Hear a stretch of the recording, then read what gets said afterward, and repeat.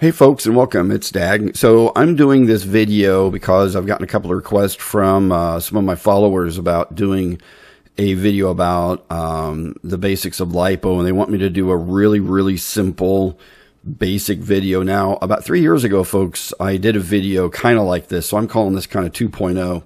But what I want to do, folks, is I want to talk about how to make our lipos last the longest, how to have lipos that we charge safely, and really what like doing parallel versus series and all of that mean. Now, this aircraft right here, and if you haven't seen my channel, folks, I'm obsessed with large aircraft and aircraft that takes a lot of wattage to fly, okay? So this airplane right here pulled about 6,000 watts. It was 10S2P. Which means I had 10 cells in series and then another 10 in parallel. And I'm going to break that down in this video. Also, this airplane right here was another 6,000 watt plane. This right here is 12S and it pulls about 105 amps. I've never really put a watt meter on it, but I know how many amps it pulls. And this aircraft right here has about 80 to 85 amps it pulls on 6S. And same thing with this. This one pulls about 80 amps on 6S. But what I want to do, folks, is talk about how I do some of my testing. So I designed this a couple of years back so I could actually put very large load on Lipo batteries kind of in a test condition, and then I could check how much the voltage drops on them and compare that to the internal resistance of the battery and understand what's going on with my batteries. So essentially, folks, I have tested and blown up a lot of batteries. And I normally don't take a brand new battery, never do this, but I have done a couple of brand new batteries just to make sure that I'm testing a very low internal resistance battery. If you don't know what internal resistance is, folks, imagine a 55-gallon drum full of water and you got a garden hose coming out of it. It would take forever to drain that 55-gallon drum. Put a 12-inch hose on it and it would drain in about 30 seconds or less. So the higher your internal resistance, the smaller the hose would be on that big barrel, which means the slower you could pull power out of the battery pack. So if you have an internal resistance like below 5, chances are that battery is going to let all of the amperage right out to your system and the batteries won't get as hot. Now, some of this also has to do with the C rating also. The higher the C rating, the better the power will come out too. But if you have an internal resistance like 30 or 40 on a battery, and some chargers will check internal resistance, you will not be getting the amps and the watts being pulled out of that battery to your system as if you had very low internal resistance. Okay. So when we think about the battery on the left, it was a battery that was about 4 years old, and it's a cell from a 5-cell battery. And basically the battery on the left had about 310 flights. The big difference between these two is I stored the batteries during the winter at 3.8 volts. The one on the right I kept stored at 4.2 volts. And folks, when you don't think you need to store your batteries correctly, in my testing, in my humble opinion, you're damaging the battery. The battery on the right, I kept at 4.2 volts. At least that was my storage voltage for 2 entire winters. And the internal resistance ended up going up to over 40 on that battery. I didn't even get 150 flights on it before the battery started puffing up when I flew it. And so storing your battery, now you can store it at different voltages. I like to store all mine around 3.8 volts. And but that's a big difference between how you take care of your battery. So when we think about series circuits, okay, when you put it in series, all you're doing is increasing the voltage and not increasing the capacity. When you put them in parallel, you're increasing capacity but not voltage.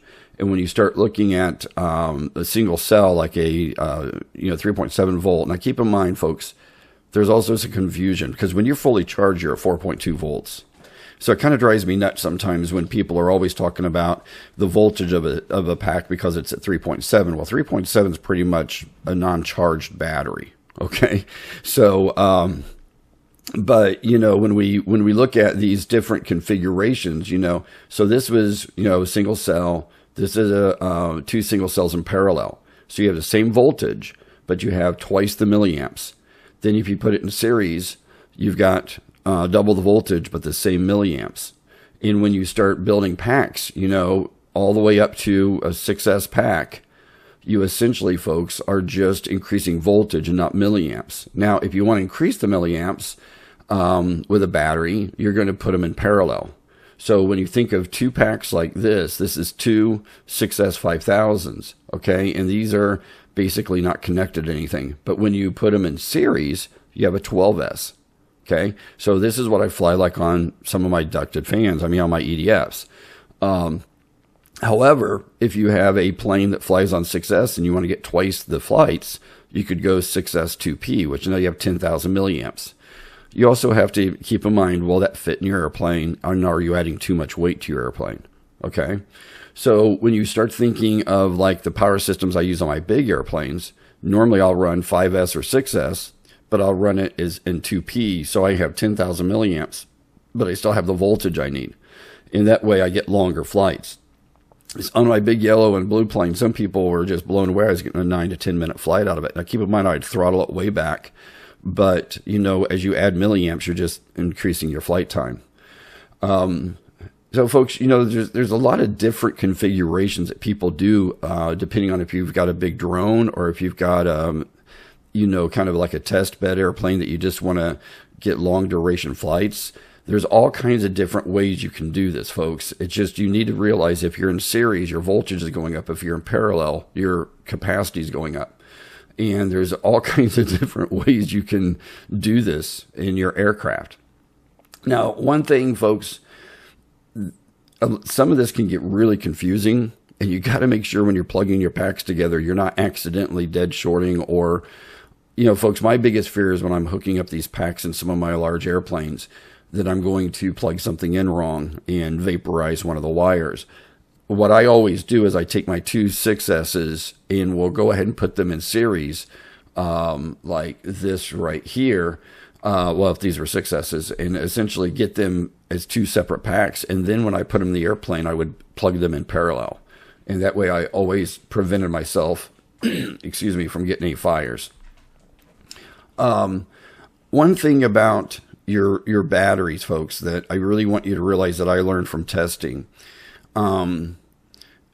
If you hit it really hard with a high load of amps on it, if it's a good battery, it really doesn't matter that much. And I did buy some cheap batteries, and I don't want to sit here and throw people under the bus. And also, folks, I'll talk a little bit later about buying used batteries off people. But I've gotten over 350 flights on some of my packs just because of the way I store them in the winter.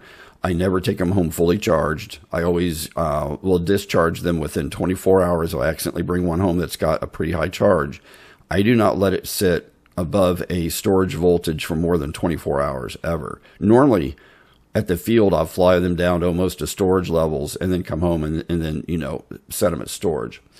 Another thing I want you to think about is when you're doing like 12S in series, let's say you got a 200 amp load on it. Well, when you go to parallel, the batteries actually see 100 amps each. So it's taking half the entire load is being shared across two series circuits. This is one reason on my big airplanes, my batteries last so long, is because I'm really not just pulling those batteries into an ungodly amount of amperage. Even if it's a really good cell, it'll probably last a long time. But if you're buying the average cells, and I don't want to throw anybody under the bus on my YouTube here, but I've bought some batteries that if you pull really high amps, within 100 flights, the internal resistance starts to go up.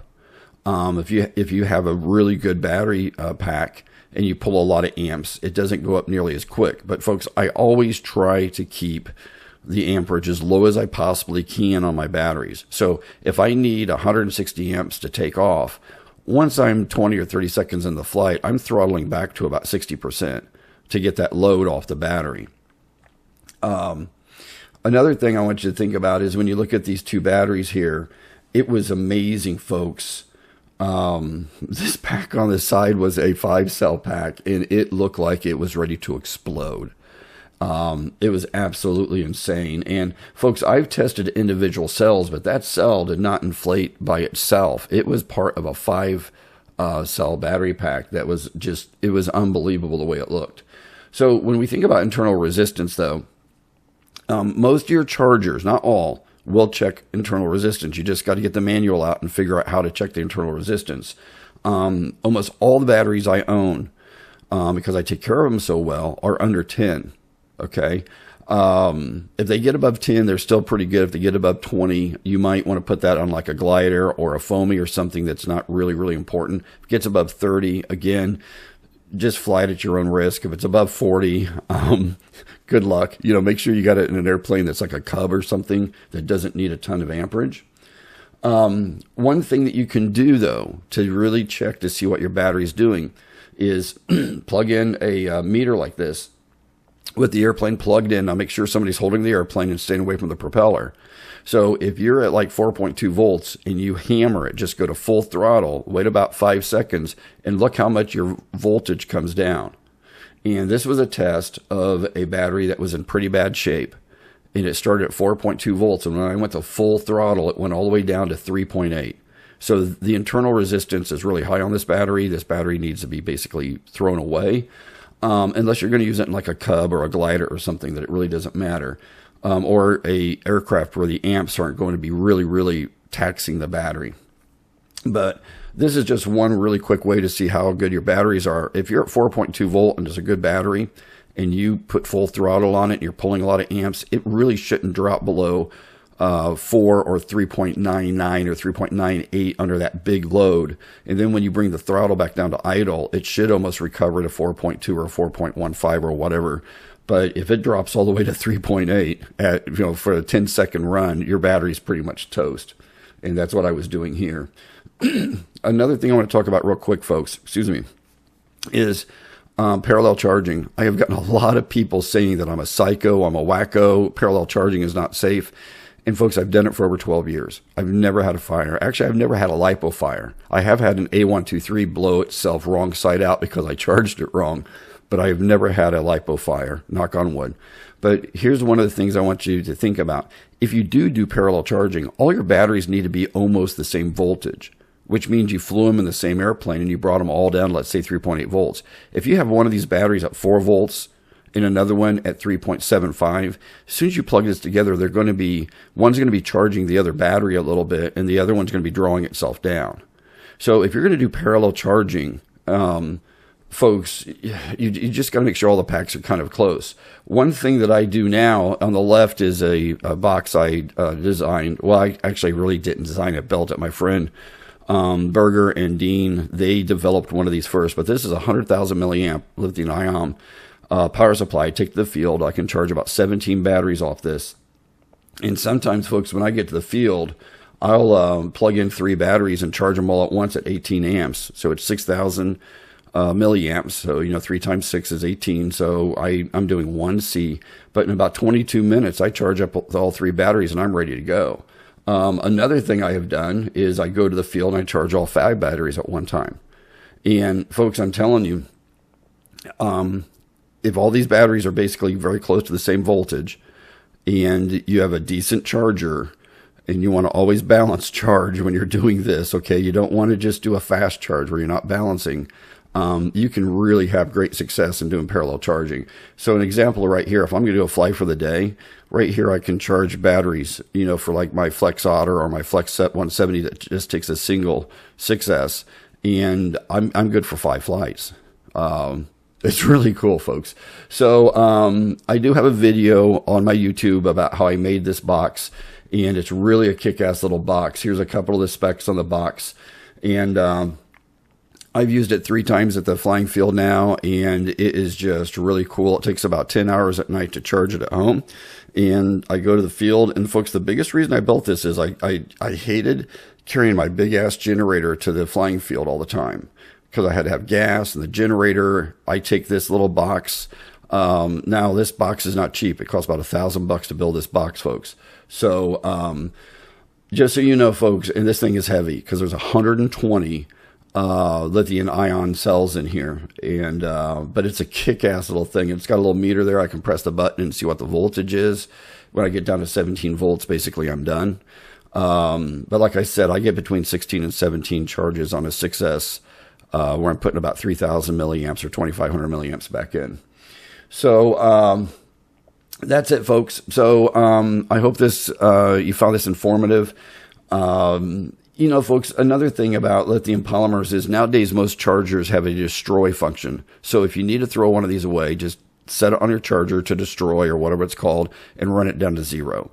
Another thing is, and I know there's a big controversy about throwing these in salt water. The best success I ever had with destroying a lipo in salt water is where I take an X-Acto knife and I slit down the sides of each cell, the entire length. You want to be careful. If you don't have the guts or the balls to do this, find a charger that will take it down to 0, or you can drop it off at any of the places that take lithium polymer batteries that you can recycle. But basically, if you cut 2 or 3 slits down each side and throw it in the salt water for a week, it'll be dead. Sometimes just throwing it in the salt water, the way the tabs will corrode away, it will take up to a month for that water really to completely discharge the battery. And I've got a video where I did testing on this too. But folks, the best way is have a charger that takes it to 0, or just take it to a recycling place is the best way to get rid of a lithium polymer battery. So thanks a lot, everybody. Rock on. Please like and subscribe, and I'll talk to you next time. Be safe. Bye-bye.